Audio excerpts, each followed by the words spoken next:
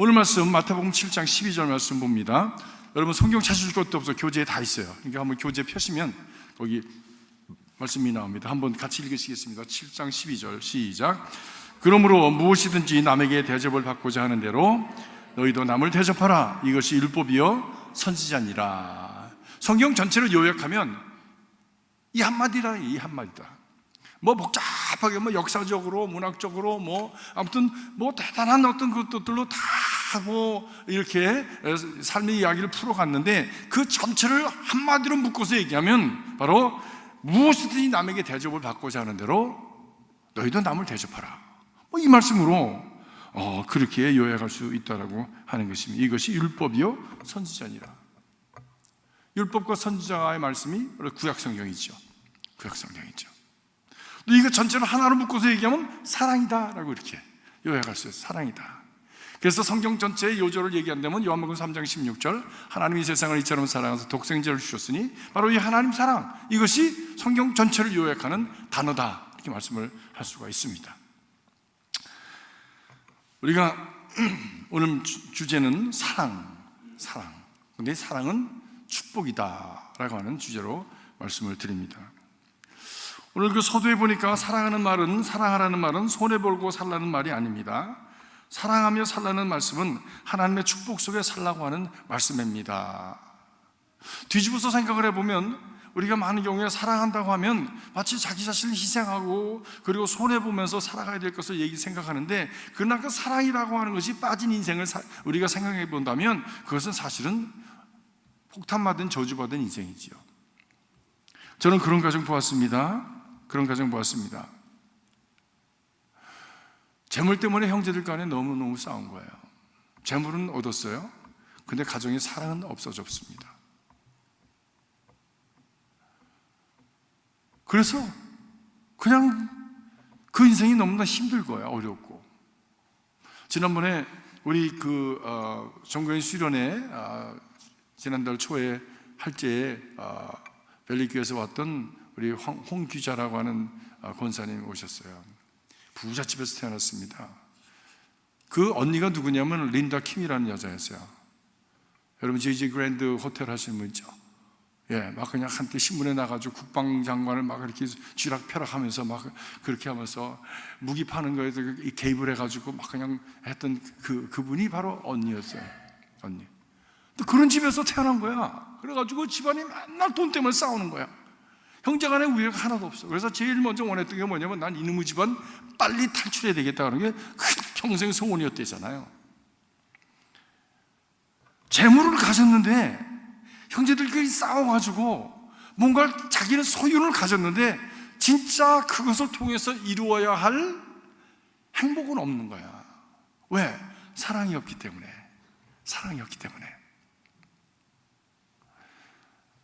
여러분, 우리가 살아가면서 이렇게 신앙생활하고 그리고 무언가씩 애를 쓰고 참 수고하고 돈을 벌고 교육을 받고 뭐 해서 이렇게 사회적으로 어떤 그 지위를 가지고 아무튼 이런 어떤 삶을 살아가고자 하는 모든 여러분들의 노력의 그 원인이 뭡니까? 그것은 행복입니다. 지난 크리스마스 동안에 여러분 행복하셨습니까? 할렐루야, 아멘. 행복하셨길 바랍니다. 행복의 조그마한 부스러기라도 맛보시는 그런 기회가 될 수 있길 바랍니다. 저도 행복했어요. 우리 가족이 함께 모여서 식사하고 아이들 얼굴 보고 후손들을 보면서 재롱을 보고 이런 것들이 행복의 부스러기 아닙니까? 근데 그런 행복한 순간들이 계속 더 많이, 더 풍성하게 이루어지기 위한 가장 핵심이 되는 그것이 무엇이냐? 그것이 바로 사랑이죠. 사랑이 없이 어떻게 행복할 수 있어요? 그런데 사랑하십시오라고 하는 것은 희생과 그리고 자기 포기로만 생각한다면 그것처럼 참담한 것은 없죠. 그래서 하나님께서 이 사랑이라고 하는 말씀을 하실 때는 너희가 행복하거라, 그 안에서 복되거라, 참 인생의 진수를 맛보면서 살아가거라 하시는 하나님의 축복의 말씀인 줄로 믿습니다. 그런데 그렇게 행복하기 위해서 사랑이 있어야 되고, 사랑하기 위해서는 무엇이 있어야 되는가? 성경은 우리에게 말씀하기를 사랑하기 위해서는 용서가 있어야 된다고 말씀합니다. 누가복음 17장 1절에서 6절까지 말씀 보니까 예수님이 죄 지은 사람에게 어떻게 하라고 말씀하셨습니까? 7번씩 7번이라도 용서해 주라고 했어요. 이 마가복음, 마태복음하고 이 누가복음하고 버전이 조금 달라요. 이 누가복음에는 7번 죄를 짓고 돌아와서 7번 회개하면 그래도 회개해 주라, 그래도 용서해 주라 그랬어요. 용서함이 없이는 사랑은 있을 수가 없다는 것이죠. 용서함이 없이. 여러분, 정말 여러분의 그 가정 속에서, 인간관계 속에서 여러분 진짜 사랑하기를 원한다면 참 용서하는 삶이 있기를 주님의 이름으로 축복합니다. 그런데 이 용서는 무엇 없이는 이룰 수가 없느냐 하면 믿음이 없이는 용서를 이룰 수가 없는 거예요. 이 말씀에 대한 제자들의 반응이 어땠냐면 5절에 보니까 17장 5절에 보니까 저에게 믿음을 더하여 주시옵소서라고 얘기합니다. 용서하는 것이 너무 힘든 거예요. 여러분, 용서하는 것이 쉽습니까? 어렵습니다. 어렵습니다.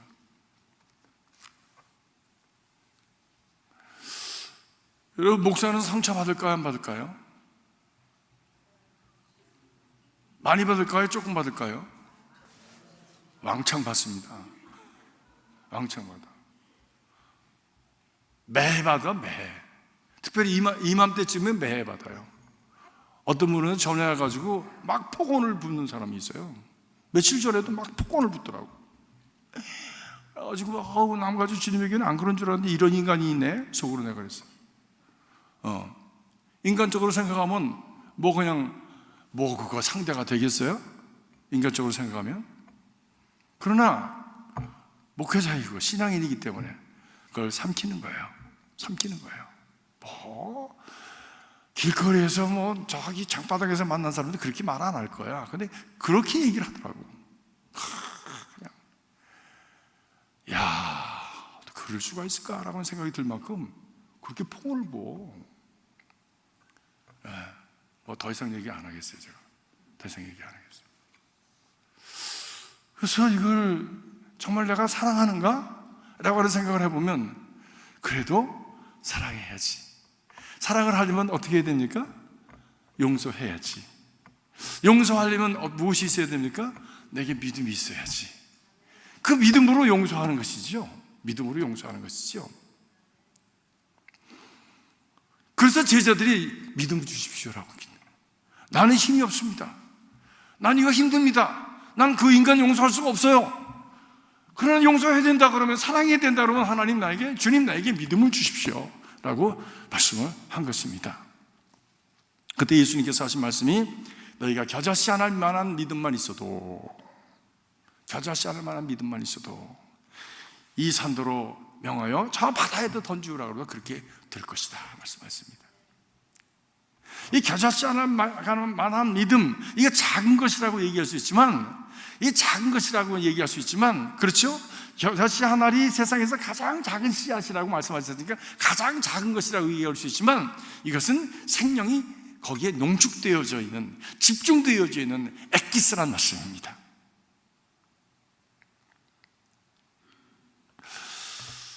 우리 안에 이 생명력이 있는, 그리고 살아있는 믿음은 작은 것이라도 거기에 엑기스가 있다면 우리는 그 믿음을 가지고 용서할 수 있고, 용서함으로 말미암아 사랑할 수 있고, 사랑함으로 말미암아 바로 행복해질 수 있는 그런 삶의 길을 걸어갈 수 있는 복 있는 자가 될 수 있다는 말씀이지. 저와 여러분 안에 이런 은혜가 있기를 주님의 이름으로 축복합니다. 그런데 4페이지에 보면요, 여러분 페이지 수를 이렇게 보시면서 4페이지에 보면 기도의 응답도 바로 사랑과 연결이 되어진다 이렇게 말씀하고 있습니다. 기도의 응답도, 지금까지 말씀드린 것은 인트로덕션이고요, 바로 이 기도의 응답도, 행복도 사랑과 연결이 되어지고, 동시에 그 행복하기 위한 조건이 되어지는 기도의 응답도, 신앙인으로서 기도의 응답도 사랑과 연결이 되어진다는 것이지. 우리가 마태복음 7장 10절 이후에 보면 구하라 그러면 주실 것이요, 찾으면 찾을 것이요, 두드리라 그러면 열릴 것이다 이렇게 말씀을 합니다. 다시 말하면 주님께서 반드시 주신다는 거예요. 근데 뭐가 안 되는 거예요? 구하지 않는 거예요. 찾지 않는 거예요. 두드리지 않는 거예요. 그래서 열리지 않는 거예요. 그래서 찾지 못하는 거예요. 그래서 받지 못하는 거예요. 너희가 받지 못하는 것은 구하지 않은 때문이다. 구해도 받지 못하는 것은 잘못 구하기 때문이다. 성경 분명히 말씀합니다. 그런데 구해도 받지 못하는 이유는 잘못 구하기 때문인데, 그것은 동기가 잘못되었기도 하지만은 구함이 하나님 앞에 상달될 수 있는 길이 열려지지 않기 때문에, 그래서 그것이 하나님의 귀에 들리지 않는 것이지요. 하나님의 귀에 들리지 않는 거예요. 아무리 전화기를 가지고 크게 떠든다고 할지라도, 악을 쓴다고 할지라도 이 번호가 맞지 않으면 그러면 들리지 않지 않습니까? 그렇죠? 네, 들리지 않잖아요. 이 번호가 커넥션이 되기 위해서 분명히 우리가 바른 주소를 찾아서 바른 번호를 눌러야 되는데, 우리 기도의 근본적인 조건이 뭐냐? 사랑의 다이얼을 돌려야 된다는 것이죠. 사랑의 다이얼. 사랑의 다이얼을 돌리기 위해서는 용서하며 하나님 앞에 기도해야 된다는 것이지. 용서함이 없이 하나님 앞에 기도할 때 그 기도는 하나님 앞에 응답될 수가 없는 것이지요. 기도 응답을 받지 못하는 이유, 우리의 사랑에 문제가 있다 라고 이 말씀, 하나님의 말씀은 우리를 진단하고 있습니다. 여러분, 내가 기도를 하는데 응답되지 않는다라고 여길 때 한번 자신을 살펴봐야 될 그런 어떤 그 중요한 과제가 우리에게 남습니다. 나는 과연 사랑의 마음으로 기도하고 있는가? 사랑의 마음으로 기도하기 위해서 나는 과연 누군가를 용서하지 못하고 있는 것은 없는가? 라고 하는 것이지요. 내가 사랑의 자세로 그 사랑을 이루기 위해서 하나님 앞에 기도한다면, 그 사랑은 하나님을 사랑하고 이웃을 사랑하는 것으로서 그 조건을 만족시키기 위해서 우리가 기도한다면 하나님께서 반드시 그것을 이루어 주실 것입니다.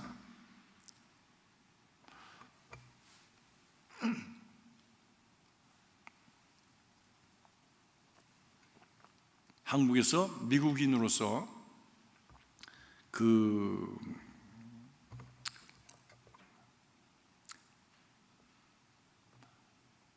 젊은이들 사역을 위해서 수고했던 분이 계십니다.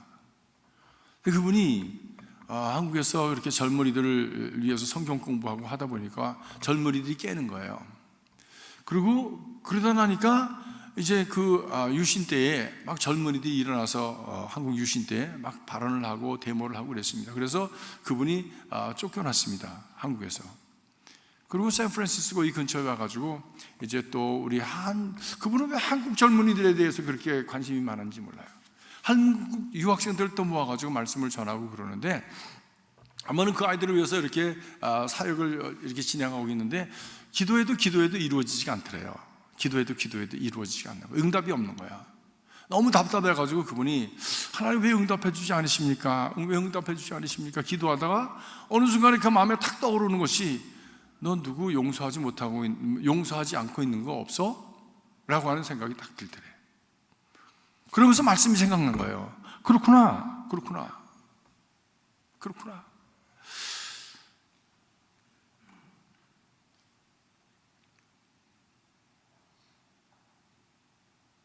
작은 동관 하나를 만나서 그 동관을 용서하지 못하는 그 마음, 내가 정말 용서하지 못하고 하늘에 계신 아버지께서 너를 용서하시려면 내가 이웃을 용서하고서야 하나님 앞에 용서함을 구하고 그리고 응답을 구해야 되는데, 내가 이 땅에서 죄 지은 자를 용서한 것처럼 하나님 나도 용서해 주십시오라고 기도해야 할 수 있어야 되는데, 그런 기도가 성립되지 않는 상황 속에 자기가 있더라는 거야. 상처 많이 받았잖아요, 한국에서 쫓겨나면서. 그 사람들이 그렇게 미웠던 거예요.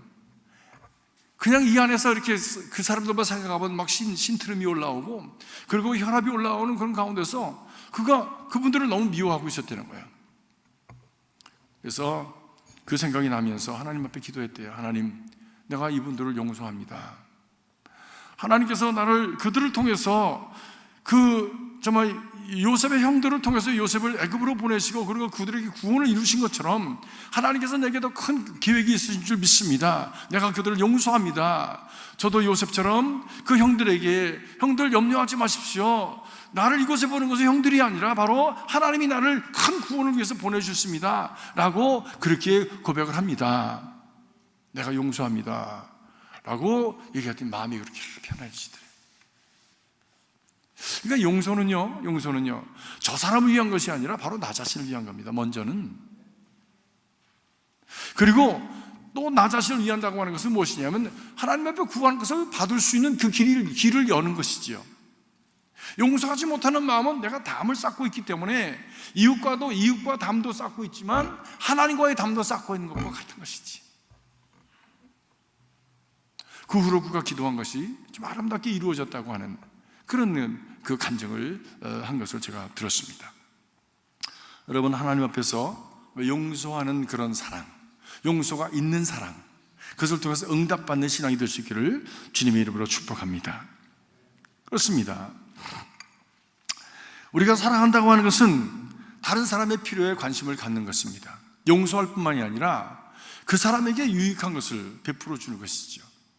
우리는 기도하면 받을 것만 생각합니다.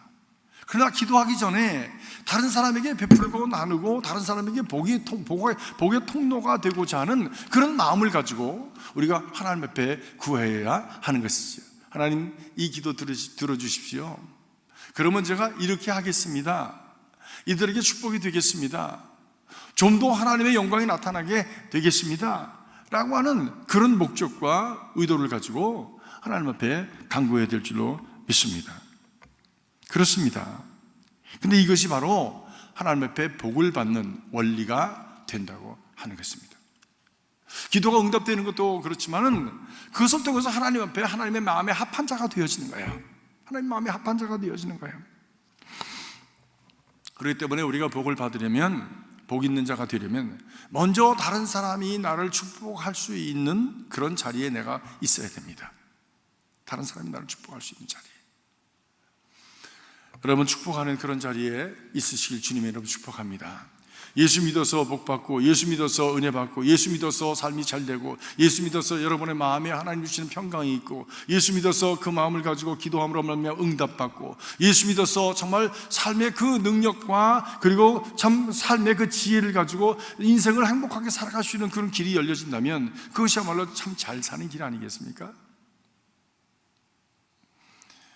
근데 예수 믿으면서 계속 싸움하면서 예수 믿는 사람도 있어요. 참 그 안타까운 일입니다. 교회 와서도 싸움하러 교회 나오는 사람이 있어. 정말이에요. 어떤 사람은 보통 때는 교회 안 나와. 우리 교회는 그런 사람 없죠. 근데 어떤 교회는요, 정치꾼들이 많아가지고요, 이맘때쯤 되면요, 이제 사람 세우지 않습니까? 그러면 뭐 총회하고 뭐 하면요, 투표 막 한다고. 그러면 보통 때 교회 안 나오던 사람이 다 긁어갖고 나와. 다 투표하려고. 딱 긁어갖고 나와. 그래서 파당을 딱 짓고요. 그리고 그 자기가 원하는 사람 짓고 자기가 원하는 것 관철시키기 위해서 사람들 다 모아드립니다. 어떤 사람은 그게 없으면 재미없어서 교회 못 나온대. 별 인간들 다 있어. 신앙생활을 그런 걸로 신앙생활로 생각하는 사람이 있어요. 그런 걸 신앙생활로 생각하는 참 불쌍한 사람들입니다. 불쌍한. 하나님의 은혜와 하나님과의 교제와 하나님의 임재 가운데서 하나님이 주시는 초월적인 그 하나님의 그 역사를 경험하는 것에 대해서는 전혀 관심이 없어. 전혀 관심이 없어. 파당 짓고 싸우고, 그리고 남을 험담하고, 그리고 자기 자리 차지하려고 정말 성전에서 막 장사치들이 막 그렇게 했던 것처럼 자기 이익을 위해서 그냥 그 교회에 나와서 그렇게 하는 사람들이 있어요. 여기 계신 분들은 그런 분들 한 분도 안 계시지만 그런 분들이 있어요. 그래서 내가 한번 그런 교회 가서 설교하면서 그랬어. 저도 그냥 강단에 서서 화가 나니까 막 얘기하게 되더라고요. 아니, 당신들은 교회 도대체 왜 나옵니까? 행복하십니까? 그렇게 쌈질해서 행복하십니까? 가만히 있더라고. 그게 신앙생활 하는 겁니까? 나는 뭐 한 번 설교하고 갈 사람이니까 그냥 막 내질리고 가는 거지 뭐. 그냥 할 얘기 다 하고 가는 거지 뭐. 네. 신앙생활이 교회 나가는 목적이 뭐냐 말이에요. 목적이 예수 그리스도와 하나님과 성령님 안에서 자기를 벗어내고, 그리고 하나님이 원하시는 모습으로 다시 탄생하고, 그리고 다시 회복되어지고, 그리고 그 안에서 진정 인간 때문에 그 가치와 목적과, 그리고 인간 때문에 그 아름다움을 회복하고 경험하며, 그리고 그것이 날마다 새싹처럼 자라서 정말 큰 우람한 하늘을 향해서 두 팔 벌린 나무처럼 그렇게 자라고 열매 맺고, 그리고 풍성하고 그 그늘을 주어서 다른 사람에게 축복이 되어지는 그런 어떤 인생을 살아가야 되지 않습니까? 물고 뜯는 그런 가운데서 거기서 신앙을 찾으려고 하는, 그것이 신앙인 줄 아는 사람들. 근데 가만히 보니까 교회 전통이 그래. 교회 전통이, 교회 물이라는 게 너무 중요합니다. 그 교회를 누가 세우느냐도 너무 중요해요. 처음에 세운 사람들의 그 어떤 영성과 그 흐름이요, 그대로 흘러가. 야, 대단해. 전통이라는 것이 그래서 너무너무 좀 막강한 힘입니다. 여러분, 우리 교회가 정말 좋은 전통, 믿음의 전통, 은혜의 전통, 사랑의 전통 세워갈 수 있길 주님의 이름으로 축복합니다. 그래서 우리 자신에게만 축복이 되는 것이 아니라 후대로 이 교회에 발을 디디는 모든 사람들에게 축복의 통로가 되어지고 축복이 되는 그런 교회가 될 수 있기를 바랍니다. 성경에 보니까 우리 민수기 6장 23절 27절에 보니까 아론과 그 아들들에게 하나님께서 명하셨습니다. 너는 이스라엘 백성들에게 축복하라 말씀하셨습니다. 축복하라. 하나님 너희를 축복하시기 바란다. 하나님이 그 얼굴을 돌려 내게 그 빛을 비추시고 너희 삶을 축복하길 바란다. 축복하게 하셨습니다.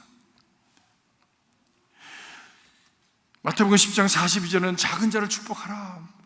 그들을 섬김으로 말미암아 축복하라. 그리하면 너희가 상을 받는다 말씀하고 있습니다. 이것이 무엇입니까? 다 사랑입니다. 이 사랑의 근거가 바로 하나님으로부터, 믿음으로부터 우리 가운데 이루어지고, 우리가 축복할 때에 바로 너도 축복받는다라고 말씀하는 것이죠. 여러분 안에 이런 복의 통로가 되어지는 은혜가 있기를 주님의 이름으로 축복합니다. 그래서 여러분의 삶을 통해서 다른 사람의 축복을 받고 그들이 우리에게 복이 되어지는 역사가 이루어지기를 간절히 바라는 것입니다. 여기 토의 문제가 보니까 여러분에게 막혀있는 축복의 통로는 없습니까? 이렇게 말씀했어요. 6페이지입니다. 가족이나 친척들에게 소홀한 일은 없었습니까? 가족이나 친척이나 뭐 더 할 수 있죠. 친구나 또는 교우들에게 소홀히 하고 인색한 일은 없었습니까? 라고 하는 것입니다. 두 번째로, 어려운 처지에 있는 사람들 보고도 인색한 마음으로 도와주지 못한 적은 없습니까?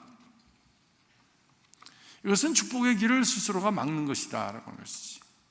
복의 통로가 되어지고 하나님의 은혜와 축복을 유통시켜야 되는데 이것을 막아버리면, 내가 인색함으로 막아버리면 결국 이 하나님의 축복이 유통이 되지 못해서 결국 이게 돌고 돌아서 결국 나에게도 그 축복의 물은 오지 않는다. 때문에 우리가 정말 복 있는 자가 되기 위해서는 다른 사람을 축복하고 통로가 되어지고 그 하나님의 축복의 물꼬가 흘러서 또 내게 오게 되어지는 것이죠. 이런 은혜의 그 참 원리를 우리가 깨우치고 하나님의 은혜 가운데 살아가는 저와 여러분이 될 수 있기를 주님의 이름으로 축복합니다. 요한일서 4장 7절에 보니까 사랑하는 자들아 우리가 서로 사랑하자. 사랑은 하나님께 속한 것이니 사랑하는 자마다 하나님으로부터 나서 하나님을 안다 말씀합니다. 사랑하지 않는 자는 하나님을 알지 못한다. 그 안에 하나님이 계시지 않는다 말씀입니다. 뭐 하나님 주여 하지만 한다고 하더라도 그 안에 진정 사랑이 없으면, 곧 우리가 행함이 있는 사랑이 없으면 그 안에 하나님은 계시지 않는다. 형제를 미워하면서 어떻게 하나님을 사랑한다고 얘기할 수 있느냐? 그것은 거짓말이다. 자기 속임이다 말씀하는 것입니다. 우리가 교회를 다니면서 우리가 물어야 될 질문이 있습니다. 주일날마다 만나서 안녕하세요, 교제하고 식사하고 그렇게 합니다. 근데 정말 우리가 사랑을 베풀고 사랑을 받아야 될 그럴 때가 있습니다. 내가 너무나 약한 때가 있어요. 다른 사람의 그 관심과 사랑과 그리고 격려가 필요할 때 있어요. 그런데 아무도 나를 돌아봐 주지 않는 그런 때가 있다면 참 그것처럼 참담한 것은 없죠. 여기 이런 질문이 있어요. 만약 여러분이 실패해서 온 가족이 거리로 나앉게 된다면 우리 교우들 중에서 여러분 가족을 자기 집으로 오라고 하고 또 부담 없이 들어갈 수 있는 가정이 몇 가정이나 있을까요? 아니, 한 가정이라도 있을까? 여기 부담 없이 들어갈 수 있다는 것이 굉장히 중요한 퀘스천입니다. 굉장히 중요한 단어입니다. 부담 없이.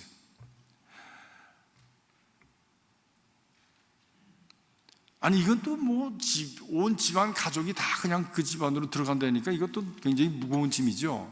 어떻게 생각하면. 그런데 내가 길을 가다가 새벽에 자동차가 문제가 생겨서, 비 오는 날에 자동차가 문제가 생겨서 후리에까지 섰어. 새벽에 2시야. 근데 아무데도 도움을 받을 데가 없는데 내가 우리 교인 중에서 누구에게든지 부담 없이 전화해서 나 집사님, 장로님, 나 지금 이런 어려운 일 당했는데 좀 나와서 도와줄 수 있어요? 라고 부담 없이 얘기할 수 있는 그런 사람이 교우들 중에 있는가?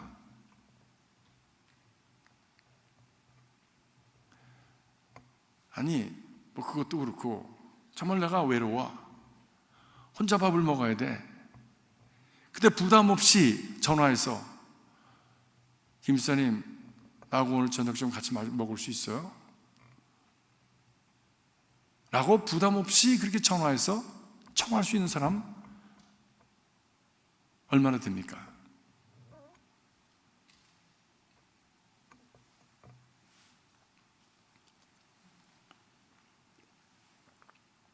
어느 우리 교우분이 그런 말씀하세요. 참 외로웠대. 근데 외로움이라는 게 누가 옆에 있어도 외롭잖아요. 정말. 진짜 외로울 때는요, 옆에 누가 있어도 외로운 거예요. 근데 그때 누구에게 자기의 마음을 털어놓고 누구하고 같이 앉아만 있어도 좋겠는데 그 사람의 얼굴이 생각이 나질 않는 거야. 그 사람의 얼굴이 생각이 나질 않는 거야. 여러분, 그런 상황이 된다면 누구 얼굴이 생각나시겠습니까? 근데 감사하게도 제 얼굴이 생각이 나더래. 전 목사니까. 어떤 때는 목사 이거 타이틀 띄고 싶어. 이거 띄고 그냥 그런 상황 속에 이렇게 들어가고 싶어요. 그냥 목사기 때문이 아니라 그냥 인간이기 때문에, 사랑하는 자이기 때문에 그 상황 속에 같이 들어가서 같이 앉아있고 슬픔을 같이 나누고 아무 말 하지 않는다고 할지라도 같이 부둥켜 안을 수 있는 그 자리에 있고 싶어.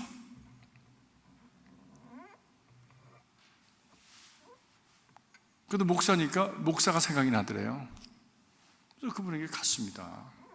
가서 시간을 보내고 같이 얘기하고 그분의 속내에 있는 얘기들을 많이 나눴습니다. 속내에 있는 얘기들.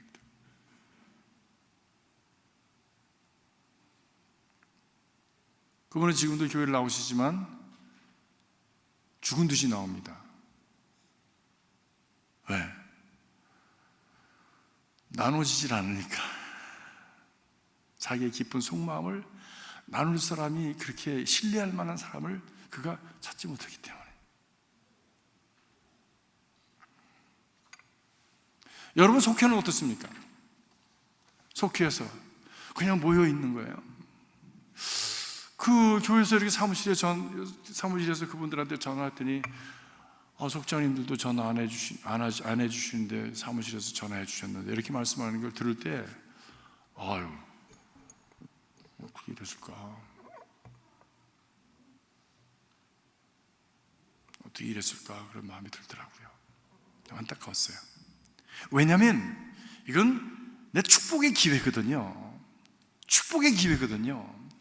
지금까지 말씀드려서 사랑이라고 하는 축복이라고, 행복해지는 길이라고 말씀드렸잖아요. 그것은 참 내가 행복해질 수 있는 기회예요. 사랑할 수 있는 기회예요. 가장 힘들 때 만나지는 사람이 진짜 끈끈하게 묶어지잖아요. 그런 관계는 그런 상황 속에서만 되어지는 상황, 그 관계예요. 보통 일반적으로 나 잘 먹고 잘 살 때는요, 그런 관계가 이어지지 않습니다. 정말 인생의 고비에서 죽음의 골짜기에 있을 때에 손을 내밀어서 만나지는 그 사람은 평생 갑니다. 평생 갑니다. 여러분, 한국에 순복음교회 있지 않습니까? 큰 교회, 60만이나 된다는 교회. 말도 많아요. 말도 많아요. 그래서 그 교회에 있는 어떤 교인하고 이제 권사님하고 얘기를 나누죠. 거긴 권사가 없지. 아무튼 교구장님하고 얘기를 나눌 수 있어요. 이렇게 말도 많고 부정도 많다 그러는데 왜 그 교회에 나가십니까? 제가 그랬어요. 그랬더니 목사님, 다른 사람은 모르겠습니다. 어디서 무슨 그 사람들은 그건 자기 몫이고 하나님 앞에서 나는 이 교회를 떠날 수가 없습니다. 왜요? 그랬더니 내가 병들고 사업에서 실패했을 때 이 속동원들이 자기를 찾아와서 우리도 그렇게 병들었고 실패했었는데 다른 사람들이 내게 와서 돈을 모아서 주면서 다시 한번 시작해보라고. 나도 이렇게 실패했는데 교우들이 모아서 나에게 이렇게 주었다고. 그래서 그분들의 기도와 그분들의 격려로 믿음이 뭔지도 모르는데 원사님 기도원 가자 그래서 끌고 가가지고 거기서 죽으라고 나를 위해서 기도해주고 밥 사다 주고 사업 자금 모아가지고 다시 내게 주면서 다시 해보라고 그렇게 해서 내가 다시 일어나서 지금 오늘 있게 됐는데 내가 이 교회를 이 사람들을 어떻게 떠납니까? 맞습니까? 그 말 맞습니까? 그렇습니다. 그 힘이 사랑의 힘입니다.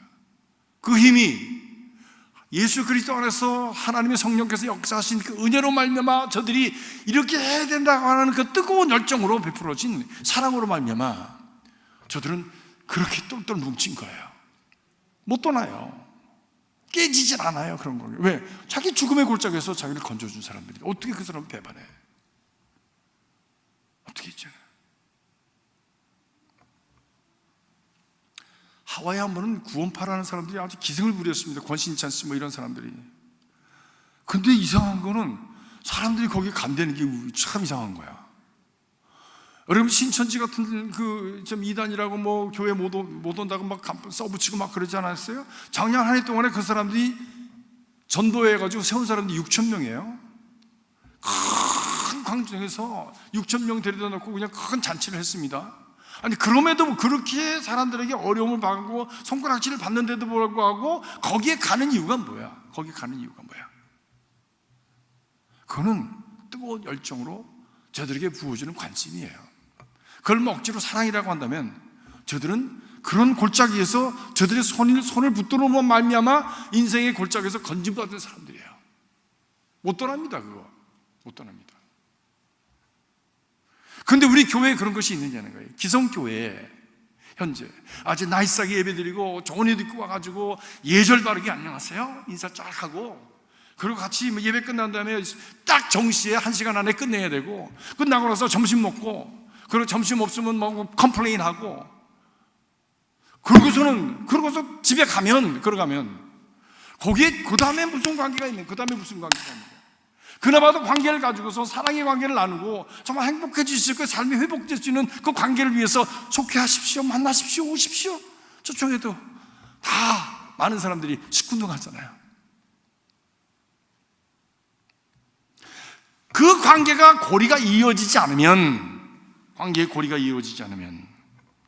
다시 말하면 다른 사람의 아픔 속에 들어가서 그 아픔을 치유해주고 회복시켜주고 건져주고 붙들어주는, 그래서 평생 잊어버릴 수 있는 관계로서 고리가 이어지지 않으면 그런 모든 것이 허상이 될 수 있습니다. 교회라는 것이 될 수 있어요. 그냥 연극이 될 수 있는 거예요. 드라마가 될 수 있는 거예요. 왜? 돌아서면 없으니까.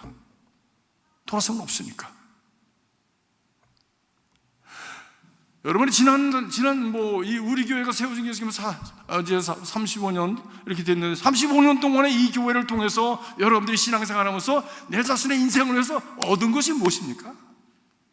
무엇을 건졌습니까? 그것이 현재 진행형입니까? 아니면 과거형입니까?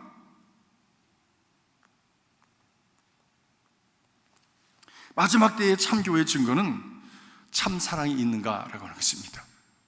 얼마나 많은 사람이 모였는가 하는 건 중요하지 않아요. 더 이상 정말 참 사랑이 있는가, 사람을 건져내는 능력이 있는가, 그런 열정이 있는가, 이것이 참 교회의 가늠자가 시금석이 될 것입니다. 여기 나오니까 중국의 옛날에 공산당 박해에도 불구하고 중국의 가정교회가 계속해서 부흥했습니다. 1966년부터 1976년까지 문화혁명이 있었죠. 그래서 부르조아들과 지식인들과 종교인들을 다 숙청했습니다. 기독교인들이 엄청나게 죽었습니다. 지금 중국에 다시 그런 어떤 핍박이 시작이 됐습니다. 또 다시 시진핑 하에서 미국과의 트레이드 워 가운데서 지금 여러분들이 소식이 이미 들었을지 모르는데 많은 선교사님들이 지금 나오고 있고요. 지하 교회들이 막 그냥 핍박을 받고 어려움을 당하고 있는 그런 지경에 다시 들어갔습니다. 근데 문화혁명 때 다 죽고 100만 정도가 숨었대요. 100만 정도가 이 지하 교회로 숨은 거예요. 근데 10년 후에 문화혁명이 끝나고 그리고 10년 후에 그 뚜껑을 열어보니까 100만이 1억이 돼버렸어요. 1억. 그래서 이 서방교회에 있는 교인들이, 교회 학자들이 깜짝 놀랐습니다. 아니, 그렇게 핍박을 당했는데 어떻게 이들이 100만이 1억이 됐냐? 100만에 1억이면 몇 배가 늘은 겁니까?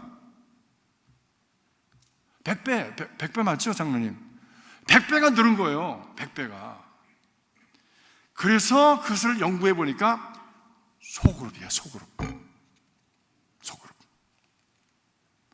지하교회가 큰 대교회가 될 수가 없죠. 작은 교회죠. 20명, 30명. 저도 벨리교회 있을 때 지하교회 5교회를 갖다 섬겼습니다. 중국에 10년을 다녔습니다. 매년 갔습니다. 그래서 교회를 마련해주고 지도자를 양육하고 했던 일들을 했는데 그 20명, 30명 그 그룹들이 막 저렁저렁 있는 거예요. 지하에 있는 거예요. 그리고 그들은 3자 교회를 뭐라고 그러냐면 공산당 교회라고 그럽니다. 공산당 교회는 지상 위에 큰 교회를 짓고요, 3,000명, 어떻게 10,000명씩 모입니다. 가보니까 대단해요. 근데 이 교회들은 20명, 30명, 50명 이렇게 모이는데 그 교회를 이겨서 공산당 교회입니다. 우리는 공산당 교회와 함께하지 못합니다. 왜냐하면 우리가 문화혁명 때 핍박받을 때 그들은 그렇지 않았습니다 라고 얘기합니다. 지금도. 그 이유가 뭐였느냐? 그 이유가 뭐냐면 소그룹에서 자들이 서로를 격려하고 사랑하고 초대교회처럼 언제 죽을지 모르는 그런 상황 속에서 저들이 끌어안고 말씀으로 저들이 서로를 격려한 거예요. 성경이나 있었습니까? 찬송가나 있었습니까?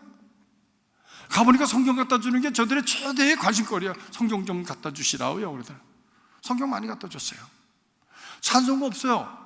옛날에 우리 어렸을 때 이렇게 궤도 그려가지고 이렇게 남기면서 했던 거, 그런 거 놓고 하고요. 그것도 없는 교회는요, 그냥 외워서 웬만하면 다 외워서 해요. 없으면 다 살게 돼 있더라고.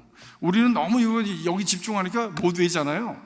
찬송가가 어떤 건 120절이야, 120절.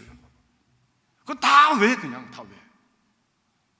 성경이 없으니까 이 사람 찔끔 저 사람 찔끔 외운 거를 그걸 손으로 써가지고, 우리도 필사하지 않습니까? 그걸 필사해가지고 그 큰 성경을 만들어가지고 저렇게 만들었어. 근데 그 성경 읽으면서 저들이 신앙생활 하면서 100만이 1억이 된 거예요. 100만이 1억이 됐어. 한 번은 그 지도자들이 미국에 왔습니다.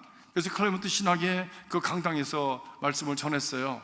말씀을 전하고 나서 거기 그때 감독님들도 계시고 신학교 총장도 있고 다 있으면서 이제 그분들이 어려운 얘기를 다 들었잖아요.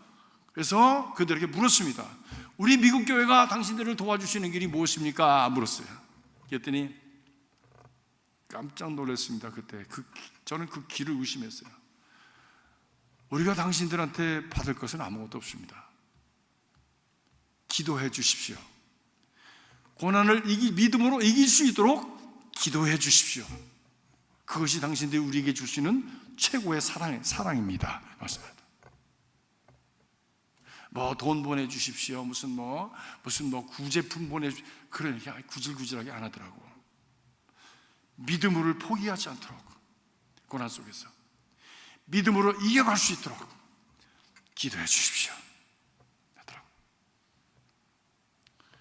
사랑하는 성도 여러분, 우리 교회가, 우리 속회가 정말 믿음으로 승리하는 속회들이 될 수 있기 바랍니다. 지난번에 우리 2019년도 이후에 우리 한인연합 감독의 미래를 위한 포럼의 시간에서 우리 플러 신학의 교수님이 오셔서 말씀하신 그런 이야기가 자꾸만 기억이 나요. 저는요, 한마디가 기억이 나요. 우리는 제3의 바벨론 포로 시기로 들어가고 있습니다. 기억나십니까? 오셨던 분들은 기억나실 거예요. 우리는 제3의 바벨론 포로 시대로 들어가고 있습니다. 이제는 우리가, 미국이라고 하는 나라가 이것이 기독교 국가가 아니에요. 교회 나가고 신앙을 가진 사람은 45%밖에 안 됩니다. 미국 전체에 55%는 예수 안 믿습니다. 모릅니다. 무신론자이거나 아니면 agnostics, 무관심하거나 무종교주의자들입니다. 그래서 세상은 하나님 없이 살아가는 그런 문화로 자꾸만 퍼져갑니다. 우리 믿는 사람들은 소수민족이 되고 있어요. 지금 마이너리티가 되고 있는 거예요. 우리 주변에 있는 큰 바다에 우리는 아일랜드처럼, 섬처럼 이렇게 떠 있게 되었습니다. 우리 맨날 이 LA에서 모여가지고 한국 사람들끼리 예배드리고 그러니까 우리 굉장히 많은 것 같죠? 많은 것 같죠, 여러분? 전국적으로 보면 1%도 안 돼요. 1%도 안 됩니다. 전국적으로 보면. 우리는 점점 신앙을 살아가기 위한 우리의 믿음의 공동체로서 이 전체 세속주의적인 어떤 세상 속에서 우리는 마이너리티가 되고 있습니다.